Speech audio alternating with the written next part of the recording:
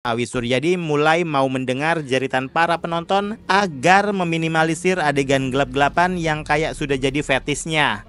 Woi, adegan malam yang notabene minim cahaya kini sudah mulai enak di mata, tinggal kamera muter-muter nih yang masih susah diobati.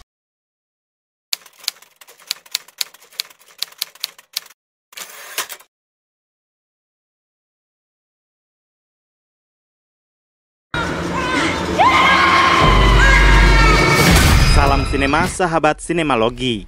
Sebelum 7 Hari adalah film horor yang disutradarai Awi Suryadi.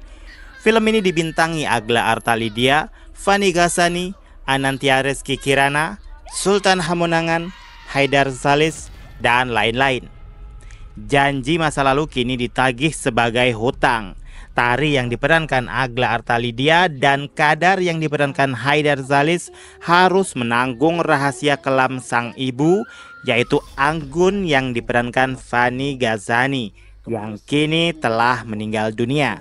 Mereka harus berlomba dengan waktu sebelum 7 hari berakhir. Kalian bisa membantu kami dengan klik tombol super thanks di bawah video. Kami akan sangat berterima kasih atas berapapun nominal saweran yang kami terima. Film pendek Sebelum 7 Hari yang rilis di YouTube tahun 2020 adalah film pendek horor yang simpel dan ngena. Inti ceritanya, setelah seseorang meninggal, dipercaya arwah almarhum masih berada di sekitar rumah selama 7 hari. Awi Suryadi mengadaptasi film itu menjadi film panjang dengan tambahan latar belakang sang almarhumah. Latar belakang yang dimaksud adalah sang nenek memakai susu. Ya, lagi-lagi sesuatu yang sudah umum di film Indonesia. Setelah sebelumnya menggarap film perewangan yang full gelap-gelapan, kini film Awi untungnya tidak full gelap. Selain penambahan latar belakang nenek dengan 7 susuk jarum emas, ada juga penambahan karakter baru yang dililit utang sehingga melakukan tindakan bodoh yang mengakibatkan horor. Lagi-lagi bukan hal baru. Anggun, perempuan dengan susuk yang telah menjadi nenek tapi tetap berwajah 20 tahunan, diperankan Fanny Ghazani, dinyatakan sekarat dan susah mati. Kedua anak Anggun yaitu Tari dan Kadar mencoba mencari solusi agar gangguan-gangguan yang muncul bisa segera menghilang. Seperti biasanya, peran Wong Pintar, Ki Hussein membantu mereka dengan memberikan alternatif jalan keluar dari masalah klinik itu. Susuk harus dicabut, dikeluarkan, dan setelahnya harus dilakukan beberapa ritual untuk membersihkan sisa-sisa hal gaib yang berada di tubuh Anggun. Dari sini kisah formulai kembali dihadirkan oleh Awi Suryadi. Cerita tentang orang biasa yang harus kembali ke kampung halaman karena ada berita keluarganya bermasalah dengan hal klinik. Konflik muncul, meledak, solusi, dan masalah kelar. Tapi dengan beberapa pengorbanan. Kemudian kalau nggak happy ending ya teasing video kalau saja bisa jadi ada sequel. Bedanya Awi meng-highlight kisah teror selama 7 hari ini. Menarik sih, karena menjadikan film ini tidak melenceng dari film pendeknya. Pengembangan cerita juga nggak lari kemana-mana, sehingga kita sebagai penonton bisa dengan enak mengikuti alur kisah film.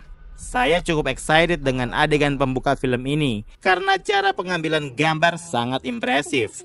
Pemandangan goa alami, pencahayaan dan warna filmnya membuat adegan ini begitu kuat dalam menggambarkan konflik awal untuk dijadikan pondasi cerita hingga film kelar. Proses penumbalan bayi hingga pemasangan susu juga sangat mencekam dan bikin was-was. Setelahnya, film bergulir dengan tensi pelan tapi pasti. Lama-lama cerita menjadi padat dan konflik semakin mencuat. Disinilah penonton leluasa menikmati teror yang selalu berganti format setiap hari. Beberapa teror yang disajikan meski nggak nendang tapi masih lumayan bisa nampol. Hidangan jumpscare juga bertubi-tubi, tapi yang nggak terlalu bikin kuping jadi keki. Kalau lihat kursi goyang bergerak sendiri sih ya emang bawaannya ya selalu serem ya. Dan di sini salah satu jumpscare yang berhasil. Saya suka dengan font timbul 3D perganti hari, lebih terkesan nggak murah. Semahal harga yang harus dibayar Tari dan Kadar sebagai penerus waris Anggun, ibu mereka.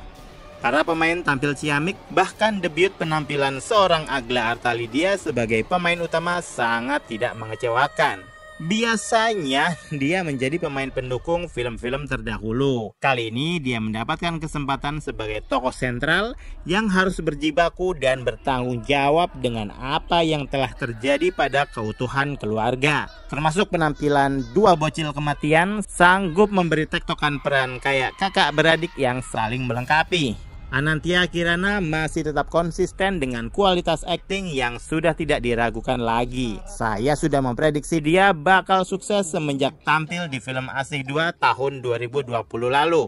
Tapi yang mampu mencuri perhatian di sepanjang film ini tentu saja penampilan Haidar Salis. Membawakan karakter Pak Le yang useless karena menjadi korban pinjol, juga hopeless dengan hidup tapi tetap sayang sama saudara dan dua keponakannya. Adegan dia bersama alkohol dan kuburan the best sih. Kocak pol tapi nggak jelas karena memang kayak adegan filler, nggak ada hubungannya dengan plot. Tapi dari semua itu saya menyadari bahwa Awi Suryadi mulai mau mendengar jeritan para penonton agar meminimalisir adegan gelap-gelapan yang kayak sudah jadi fetisnya. Woi, adegan malam yang notabene minim cahaya kini sudah mulai enak di mata, berbeda jauh dengan film sebelumnya, Terewangan. Tinggal kamera muter-muter nih yang masih susah diobati. Padahal semua terkomposisi baik, terutama adegan-adegan di goa yang bisa memberi efek sesak nafas. Sayang juga adegan mayat Anggun menua ternyata masih jelas banget CGI-nya. Saya berharap practical effect, jadi beberapa kali ada kesan yang mengganggu. Secara keseluruhan, film Sebelum 7 Hari ini terasa panjang banget karena paruh awal yang terkesan bertele-tele. Lalu masuk babak hari ke-1 sampai hari ke-7, itu juga beberapa ada yang terasa repetitif. Atmosfer ngeri terbangun terutama saat malam melihat mayat Anggun di ruang tamu dalam gelap. Adegan seperti itu bisa memunculkan pikiran yang tidak-tidak.